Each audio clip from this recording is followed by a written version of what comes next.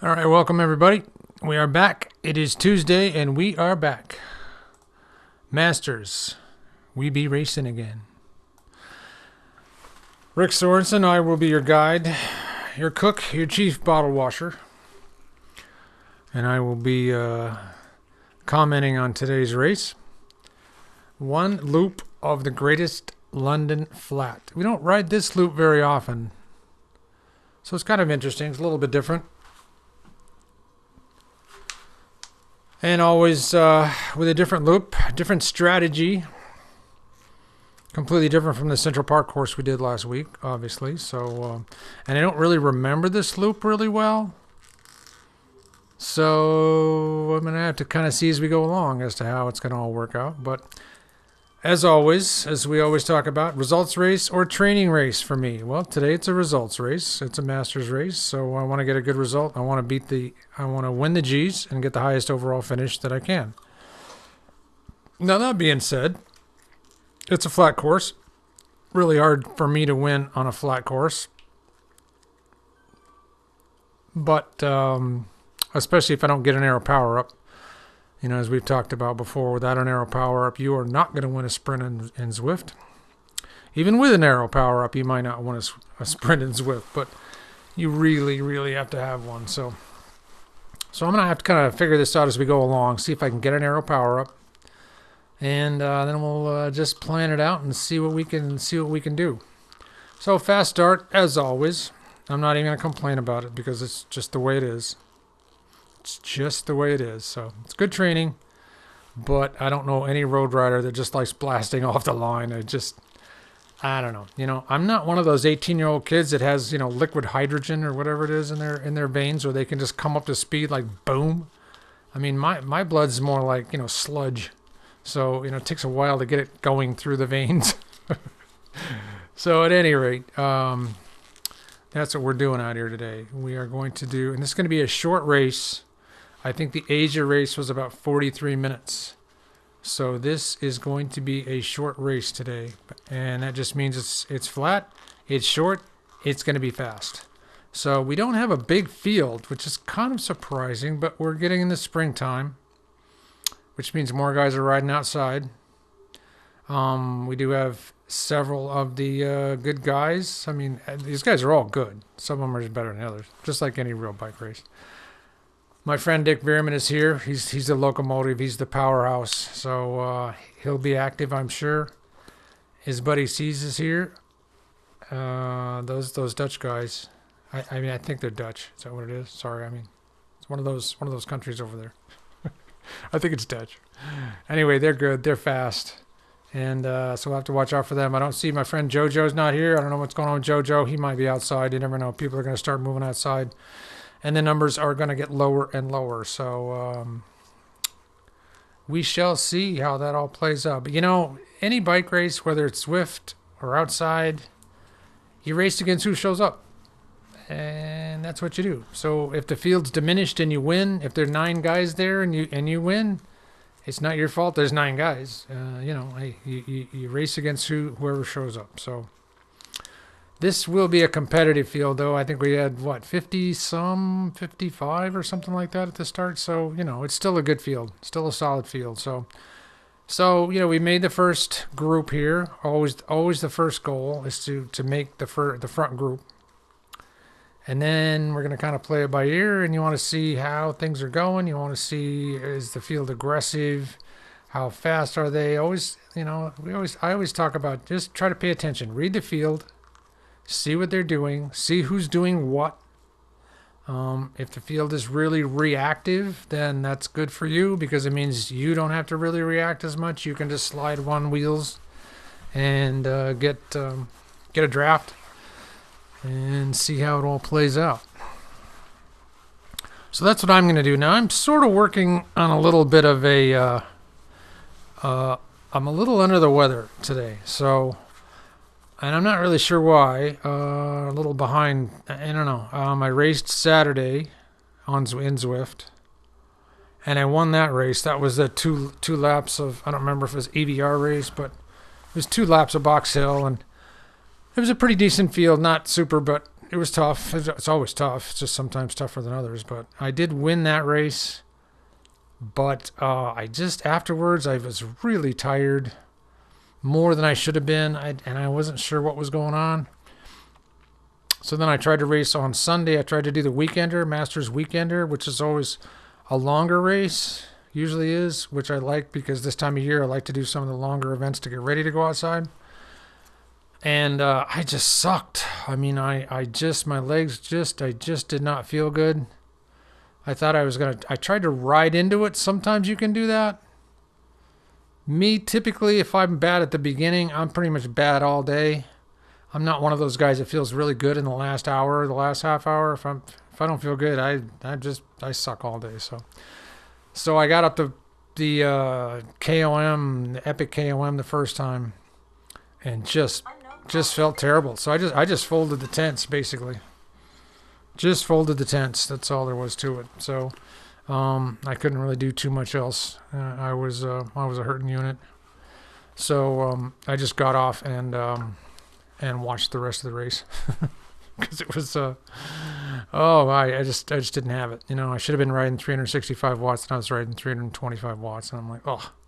But you know, you got to know when to hold them, when to fold them. It was time to fold them. So we go blasting up this little hill here. And all I'm doing is trying to stay to the front, maintain contact. You know, look at the line all stretched out. So it went pretty fast up there. You know, it always is. It seems like we always go really, really fast. But now the wave, all those guys behind that are chasing and pushing, trying to get back on, that speed wave is going to all start to flush up behind us. A few guys did get popped off, so that, you know, was a little bit selective there.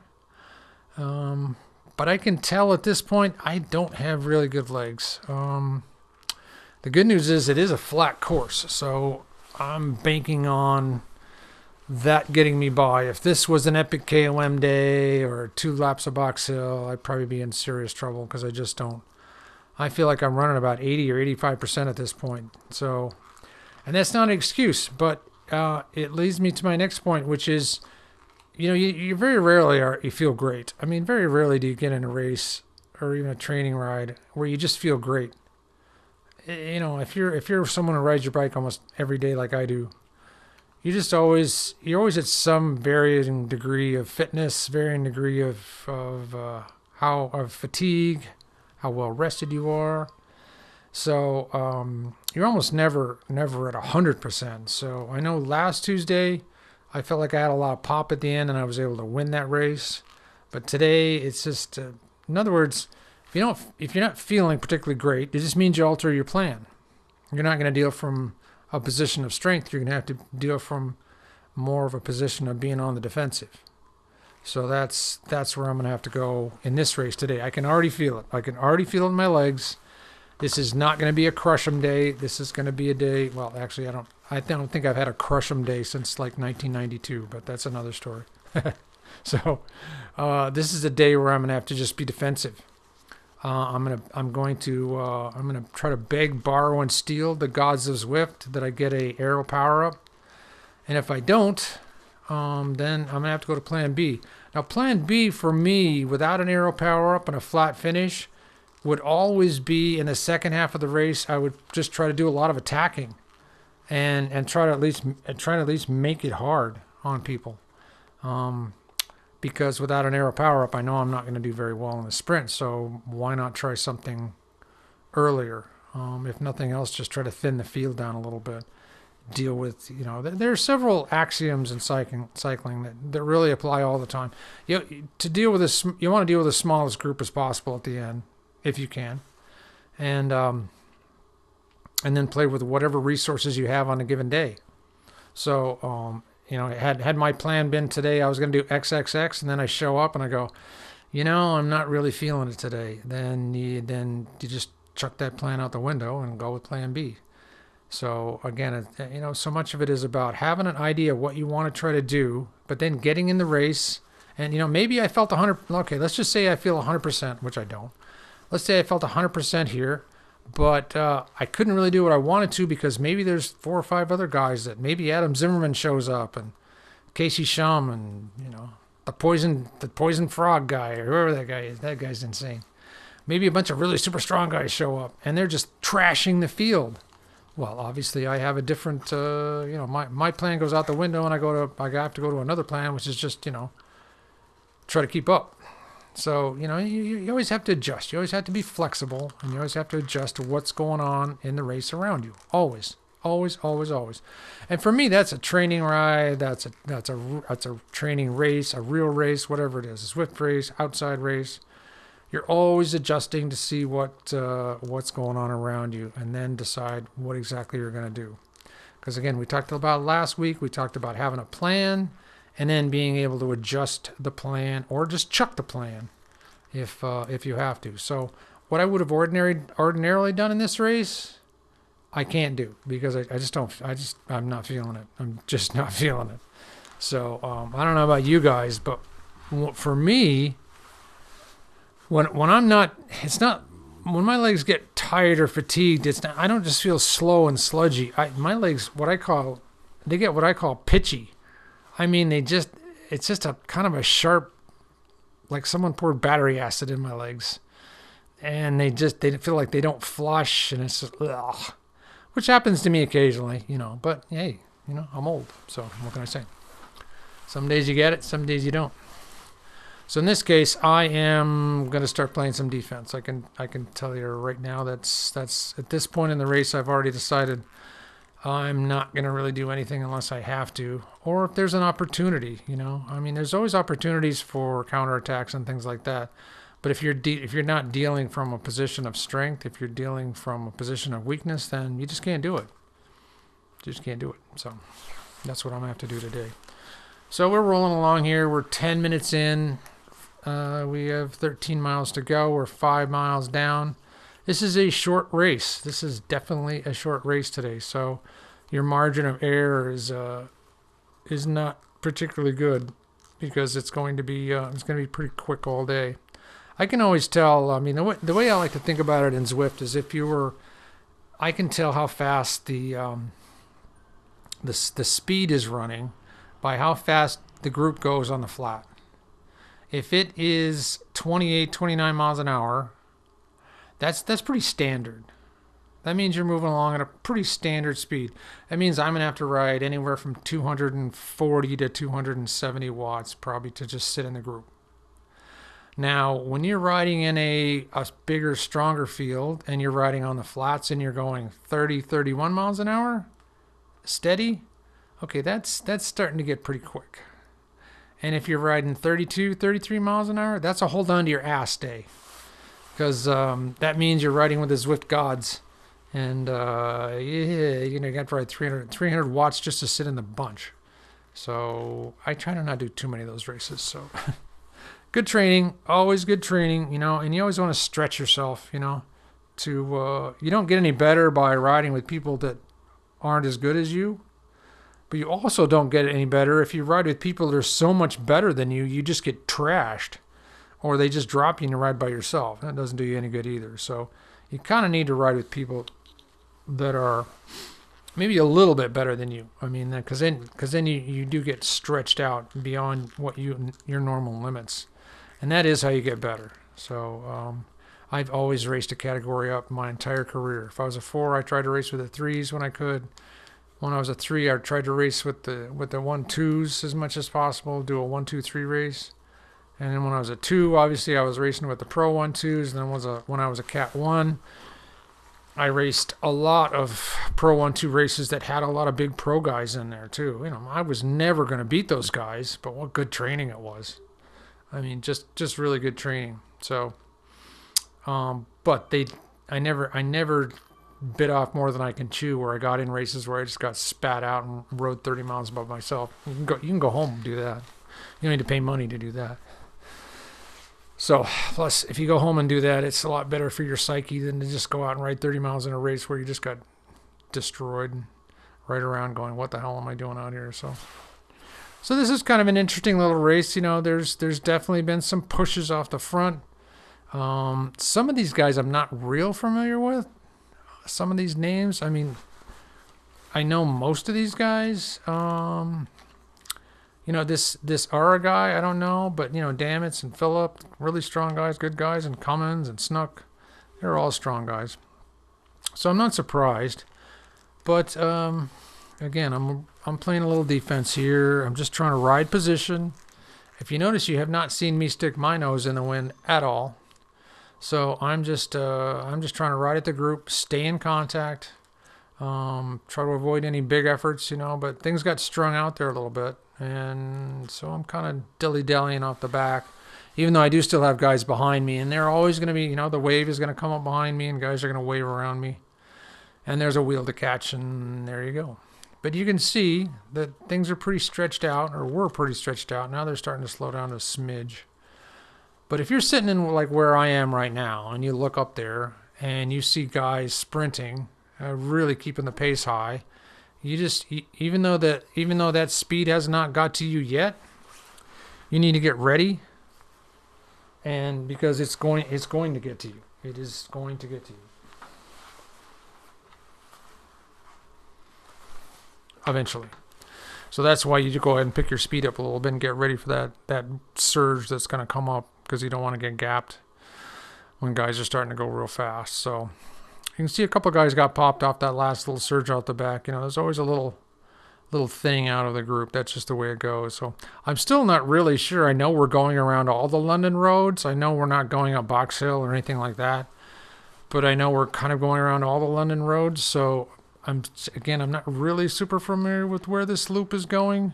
It's not like I haven't been around all these roads, but this particular loop, I'm not exactly sure where we're going to finish. So it's kind of hard to plan out any real strategy besides sit on wheels and see where we're going. But again, we got a lot of speed up front. We got guys pushing hard. We got some good numbers, some 5s and 6s. Guys are pushing good speed, which is good. You know, I mean, if nothing else gets the race over quicker. so I can get off my bike and go sit down. So anyway, but no, it's always good to see aggressive bike racing, because, you know, with the speed of the blob, it does tend to put a damper on aggressive bike racing, because there is so much speed, so much carrying speed. You know, even in the pros, if the pro peloton went 30 miles an hour all the time, you wouldn't see breakaways going up the road. It'd be the same thing. The only reason there's breaks in pro races that get up the road is because the bunch starts pianoing along. They're going 16 miles an hour. That's how you get 5 minutes ahead. You know, I mean, let's face it, you don't ever see a Zwift blob going 16 miles an hour.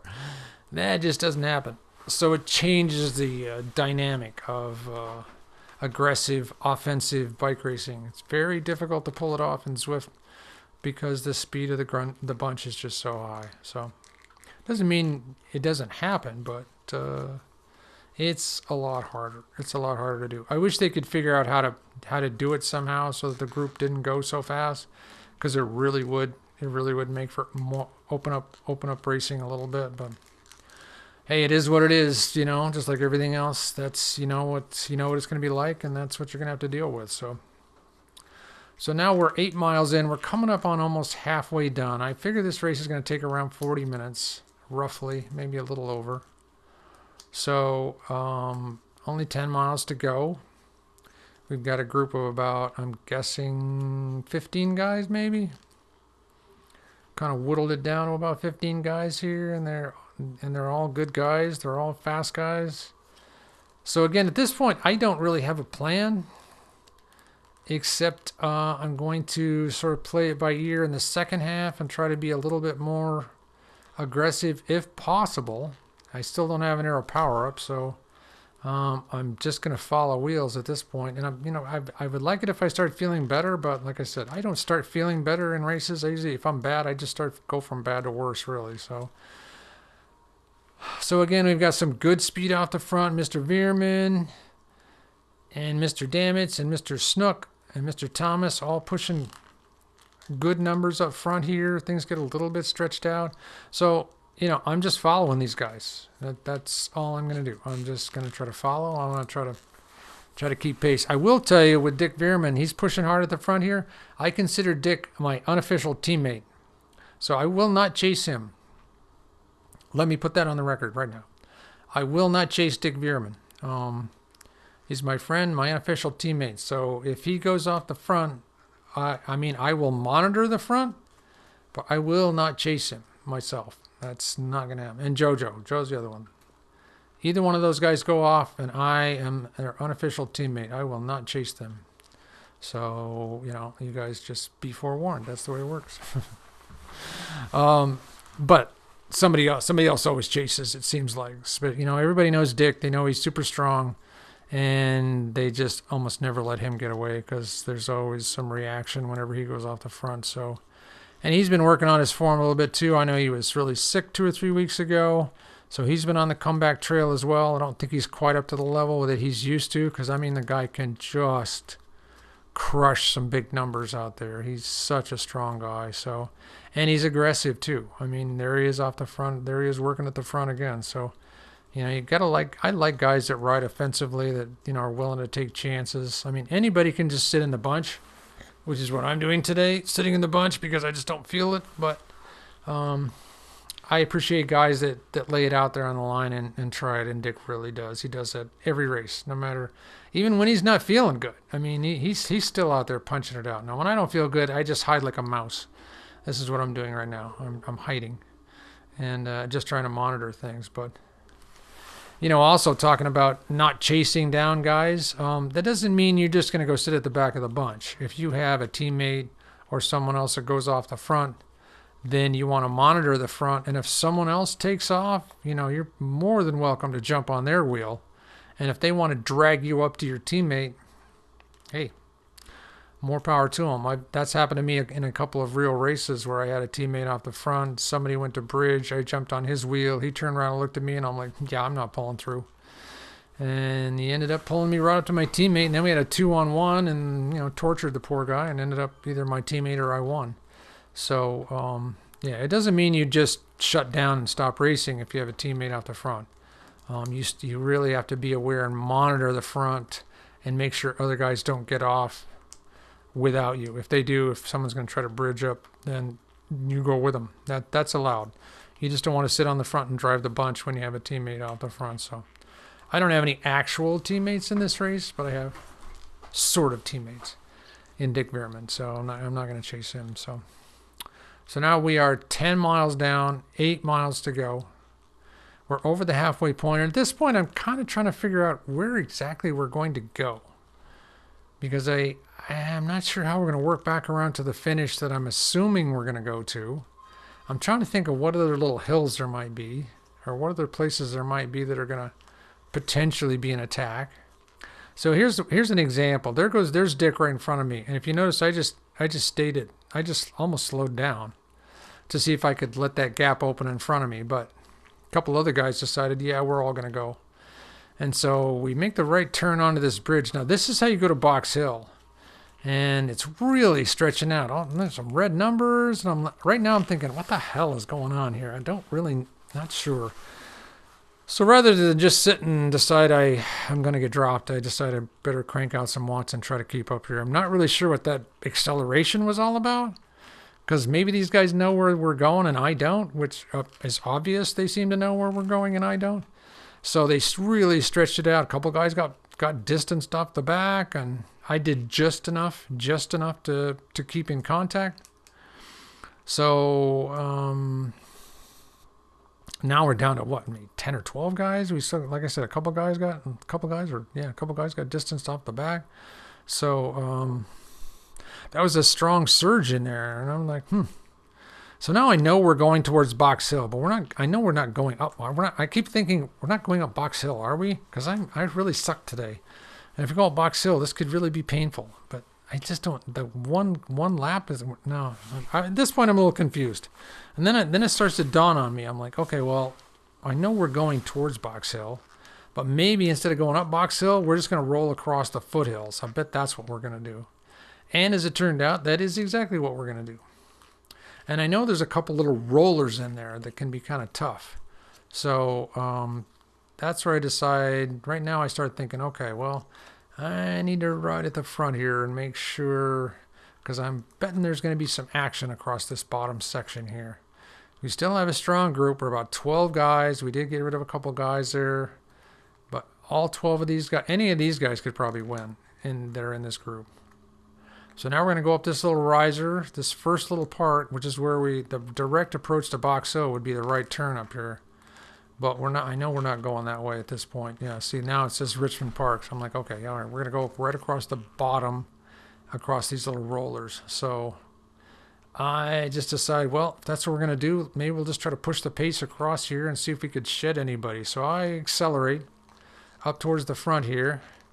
And this is like trying to flush lactic acid out of my legs. It really stings, but I'm going to give it a try. So I'm going to push 500 watts, and you can see this Slazik guy comes flying up behind me. And things are a little stretched out, but it looks like everyone's, basically, except it looks like one guy got popped there.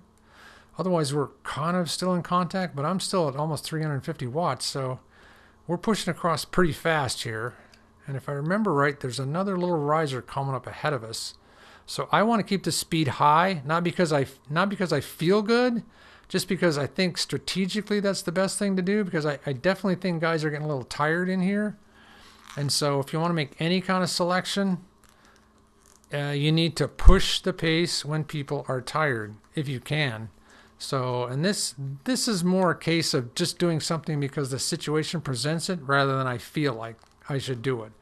So I see this little riser, this little section that's going to be coming up here, so I just decided to try to push it through here and make it even a little bit harder. So that's what I'm doing right now. I'm accelerating. I'm pushing 450 watts, trying to keep the speed high because I know there's a little bump coming up here, and I want to push over that. So I'm really accelerating, trying to hold the pace. I don't feel good right now. I can tell you that. This is hurting. This is hurting me more than I'd like to admit. I mean, anytime my heart rate gets over 170, and we're pretty close to that right now, if I'm feeling good, it's not too bad. But if I'm really not feeling good, then that's not good. So we're at 4% now, and I'm still pushing hard here, trying to make a selection over this. I've decided this is kind of an all or nothing spot right here. I've sort of already committed, and these other guys are going fast around me too. So rather than slow down, I'm just going to keep going. I don't really remember where the top is here. I hope it comes up pretty soon or I'm going to throw up. So I just keep going. I just decide I'm just going to keep going. So I look over on the list on the right, and I can see we've got several guys gapped. So my goal right now is I just want to try to keep the speed high, because I can see that little gap is formed, and there's 1, 2, 3, 4, 5, 6. There's like 6 guys or so that are gapped off, which is good. I want to keep those guys, whoever they are, except that I see my buddy Dick Veerman's back there, so I feel bad about that. But I can't slow down now. I got to keep going because these guys are going. I mean, the other guys are keeping the pace high in this group. They're probably thinking the same thing. Easier to deal with 5 guys than it is 12. So it looks like everybody in this little group right here is kind of committed to keeping the pace high. C's is up here pushing 5 watts. I mean, so we're pushing a good pace, through here, which is what we need to do. So we are going to roll through here. The bottom of these hills, we're going to go up here and make a left and head back into London. And that group behind us is close, only 3 seconds. They're only 3 seconds back there. So this is going to be a little bit of a closely run deal to see if we can stay ahead of these guys. So I'm just going to try to keep rolling through, even though I can tell you that hurt me back there. That did not feel good. I did not enjoy it. I'm happy that I was able to force a split, but that really made me realize that I'm not good today. Not good. So I'm really gonna have to try to bluff my way through this final sprint and see. I'm just gonna have to try to play position on the final sprint the best I can, because I don't have the legs to really do anything crazy at the end here. So all I'm gonna try to do here is just keep the rolling speed high. The group, I really at this point think that group behind us is going to get back on, because they're only 3 seconds back there. So it just depends on if the guys I'm with decide to keep the pace. And look there, he sees the same thing. He's like, you know what? I don't want those guys back there to get back on. So he punches up some speed, which makes the guys behind punch up some speed, which keeps the rolling speed of the group high.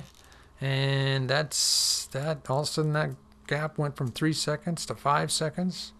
And unless we just literally stop pedaling here, they are not going to get back on. So again, I feel bad for Dick, but these other guys are up here. They're not just going to, they're not going to sit up. If I sit up, they're just going to roll away from me. So it's now just a matter of figuring out what I'm going to do here. I know we've got this little left turn and this little punch hill, which as bad as my legs are screaming at me right now, this is going to be painful. You got to sprint up this little 14% hill. It's all going to be red numbers. It is. And I'm the last red number, as you can see, almost the last. And I have to dial up almost 700 watts just to keep pace there. And I'm telling you, that did not feel good. Now, right there, that would have been a brilliant spot for a counterattack. Right here, just rip it on a good day. But no, not on a good day, so that's not going to happen. But that would have really been a nice place right there. Technically, I mean, if I'd have had an arrow power up, I'd have been really tempted right there to punch that arrow power up and just bury it. Because everybody was, a little gassed from coming over that hill. And I had some good speed rolling up through the group. And you never know what might have happened. That would have been a good place to do it. But not today. Not going to happen today. So we are going to drive up here now. We have almost five miles to go. There's one guy behind that got popped on Little Hill, Mr. Cass, J. Cass. He's working really hard to get back on. It looks like he's going to get back on. But that other group, it's even broken up more. There's two guys at 6 seconds, and then the other part of that group looks like they're done. They're 13 seconds back now. So it's looking more and more like this is going to be a 6-man group coming to the finish. So we're gonna have to start thinking about the end game here, how this is all going to play out and how it's going to work. Because it ain't going to be easy, especially when you're behind the 8 ball. So we're going to plan this out and see what we can do. All right, so we're back here. Sorry, I had to take a little break there. Hopefully I didn't mess up the sync on this too bad. So at any rate, we're going to try to finish this race out. 3 miles to go. 5-man group. Not feeling good, so we need to go to plan B. We're going to see what plan B is. Which I'm not real sure. All right, so I still don't have a power-up, arrow power-up, so that's not good.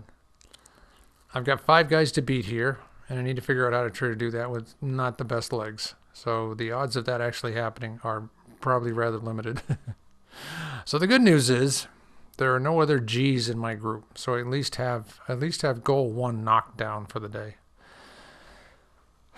So I know as far as the overall standings, I'd like to finish as high as possible, but I know I'm looking at least probably no worse than 6th at this point. So we have 2 guys behind us at 17 seconds, and then 2 more guys, including Dick Bierman, are about 28 seconds back. So barring something really weird, there won't be any changes in the way the groups are composed at this point. So now we got a nice surge off the front here by C's again. He's ridden a really, really tough race. A lot of acceleration, a lot of speed. He's been very aggressive. He's really ridden terrific today. So as you notice, I didn't go after him. I waited for somebody else to accelerate and then jumped on their wheel, which is what I'm trying to do here. Damitz is right in front of me. So I'm going to go with him and let him pull me up because see this big, strong push off the front. That's a lot of speed. And I'm telling you right here, I'm suffering like a dog. My heart rates are only 162, so this is one of the things I can tell you. If you're really hurting and your heart rate's high, it means you're tired because you've hit your fitness level is being tapped seriously. But my legs are hurting and my heart rate is not over 170, so that tells me that I've got a muscular problem rather than a fitness problem. For whatever reason, whatever's going on with my legs, it's muscular, not fitness wise. My fitness is fine, but my muscles are just not firing in my legs today. So whether who knows, I don't know. A little sickness didn't help, but it's always a mystery when we don't perform the way we want to or the way we think we should. And I really wasn't sure how I'd perform today. So, but just like we talked about, you deal with what you have on race day. So that's exactly what I'm trying to do here. I'm trying to limit my own damages and just race as effectively as I can with what I have. So I know I still have good fitness, and I still have some base power that I can rely on. The difference is I can't do it at quite as high, and I can't do it as long as I could if I was really feeling good, if it was a normal day. So that being said, I can't do any crazy efforts. I can't really do much except follow people around. So we're going to go up this little hill, and I'm definitely wary of this because I know we're going close to the finish. So if you notice, I've accelerated right away, and I'm keeping myself right up towards the front. We got all red numbers. The whole group has got red numbers. We're flying up the hill at 550 watts, and I'm just doing enough to stay on a wheel. I'm not doing anything else. Could I go a little harder? I could. I don't want to, but all I'm doing is keeping contact right here. That's all I'm doing. One little tip you can do on those little hills is try to keep your speed up all the way over the top. Because if you let off too soon with if you're still going uphill a little bit, man, you will slow down so fast in Zwift. So it's always best to just push over the tops of those until you start to get on at least you're on the flat, or better yet, even when you start on the downhill, carry those watts over there, because that gives you a nice little slingshot into the downhill and keeps your speed up. But if you're really tired, or you just back off a little bit too soon and you're still on any part of an upslope, man, you lose speed so fast. So that's just something to kind of be aware of. So we had a little blow and go right there, and nobody except Mr. Keys got distanced right there. Mr. Kess, sorry, didn't mean to call you Mr. Keys. Jay Kess, another guy I'm not familiar with, but very strong. But he got gapped off right there. And so I look back at him, I see he's going 3.9. That means he's done. We won't see him back with this group. Now, if he was going 6.0, that means he's, going to try to drive himself back up here. But that's fine. Not good for him, good for me. It means I only deal with 4 other guys, and I'm no worse than 5th at this point, which is good because I'm feeling like I'm 5th right now. So, 1.5 miles to go. I'm obviously not going to get an aero power up. So all I can do at this point is follow wheels and try to finish as high as I can. That really has to be my strategy. There's really nothing else I can do at this point. I don't have the form right now to try to initiate something or go long. The terrain, which worked really well for a last minute attack last week, we don't have that kind of terrain. I know it's going to be pan flat. We're going to be on the big boulevard there. And so it's going to be a completely flat run in. There's no downhills to get any speed or anything like that. So this is just going to be a straight up smash and dash. And I don't think I have a lot of smash left in my legs. So what I'm going to need to do is just follow wheels as much as possible. So that's my plan. That's the best I can do. That's called the best I can do plan. And that's the way it's going to have to work here. So I'm not terribly familiar with these other guys as far as what they might have in top end. If there's any 1,000, 1,100, 1,200 watt sprinters here, I don't know. I think Damitz is really strong. I know C's is really strong, but I haven't looked at their Zwift power, so I don't know exactly how strong they are. So I'm just going to monitor. That's all I can do. Going to monitor these other 4 guys and see what I can do here at the end, and stay on a wheel. That's all I'm trying to do right here is just stay on a wheel, keep as much draft as possible. So. Don't want to be surprised. I'm going to watch over on the right, and I'm going to just go back and forth between watching the guy in front of me and watching the list on the right, because if all of a sudden I see red numbers, or I see 7 or 8 or whatever, then you can't hesitate. You got to go. Try to get that wheel before it gets away from you. That's what you'd really like to do. That's hard to do in Zwift. If somebody jumps ahead of you, it's really hard to get their wheel real quick. And there's always that little delay, so that becomes very tricky. So right now, everybody else is just also doing the same thing. They're just all setting up. Everybody's waiting for their spot for when they want to go. Whether it's 0.5 mile or 0.6 or 0.3 or 0.2, everybody has their little sweet spot when it comes to a sprint. So everybody's waiting for whatever they think their sweet spot is. So right now I'm just looking and watching and looking and waiting. I feel like I'm in a pretty good spot right here because I got a lot of draft. I got 3 guys ahead of me. I'm kind of right where I need to be. But also, no, aero power up, that means I got to go. I got to come up quick right now. And I try to. really quick because that guy has made a really big jump and he's got an immediate gap. He's probably going to win. And so I look up, I got 0.4 to go, and I just decide I have to go. I just have to go. So, and it looks like I'm starting to pull him back. Now, in a normal day, I might be able to hold this for quite a while, but right in here, I'm just starting to die, just completely die. Boom, third. Boom. Fourth coming. Fifth coming. Right here, I'm just dying. I'm just dying. I'm just like, yeah, I'm cooked. I'm done. Okay, yeah, I'm done. See, when you got bad legs, you can't carry those high efforts very long. I could do 0.2 of a mile or something like that. So I just basically sit up, and my tongue at this point is almost in the chain ring. I'm going, yeah. So I'll roll across the line in fifth. And, I don't really feel too bad because I really felt like that kind of was the best I could do. Now, I will tell you in hindsight, at this point, I'm kind of sitting up on my bike, and I'm going, you know what? I didn't really play that very smart. I think I actually made a mistake. And thinking about it, I did make a mistake. When the guy went off that one, that was a good move, And again, that was his little window. He was like, I can go full gas from here, and I'm going. And these other guys are going to have to react to me, which is what you always want people to do. React to you, if possible. So he made a great move.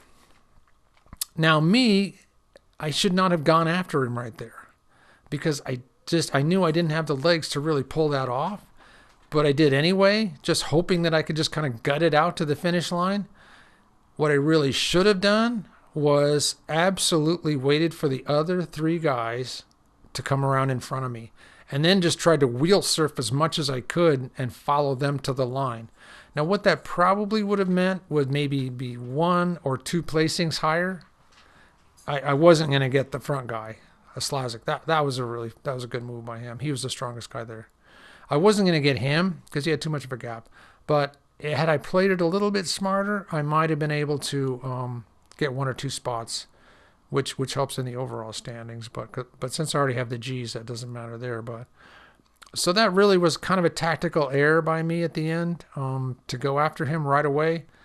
Had I been running full gas and felt like I had really good legs and I had an aero power up, then I definitely would have gone right after him right there and just full gassed it right to the line. Now, I still don't know whether I would have caught him, but I probably would have finished second or third. But with trying to play defense, if you're trying to play defense and you don't feel very good and you go on the offense, you're going to pay for it. And I did right there. I mean, that was sort of my race brain writing a check that my legs couldn't cash. That's exactly what that was. So, hey, c'est la vie. Sometimes the decisions you make in bike races that take 1 or 2 seconds, boy, they can flip on a dime. They can work out really well, or they can end up just not working out well. And it's really tough to make those decisions sometimes in the heat of battle and just in a matter of a second or two deciding whether to go or not go. So in that case, that one didn't work out. So such is life. But anyway, good race to all. Everybody rode well as usual, rode hard. And the Europe races are always good race. So congrats to everybody. I think we got our money's worth out of a little 40-minute race. So everybody take care, and we will see you. We will see all the troops next week.